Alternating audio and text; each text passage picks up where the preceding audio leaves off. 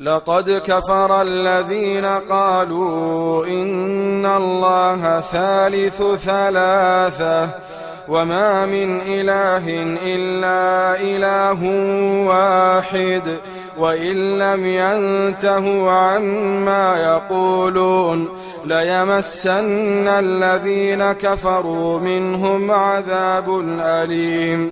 خامخا یقینا کافر شول هغه خلق چې ویل بشک الله تعالی د دریم دی، حال دا چې هیڅ لایق د عبادت نشته مگر یو معبود دی، او کچېرې دوی د هغې خبرې نه منع نشي چې دوی یې کوي، نو خامخا لازما به په دوی کې کافر شوي خلکو ته ډېر دردوونکی عذاب ورسیږي.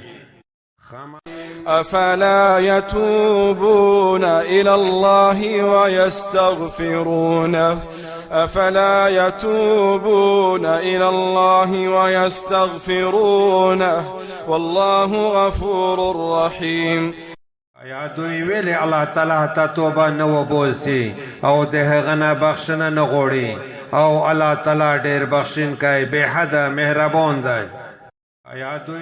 ما المسيح ابن مريم إلا رسول قد خلت من قبله الرسل وأمه صديقة كانا يأكلان الطعام انظر كيف نبين لهم الآيات ثم انظر أنا يؤفكون.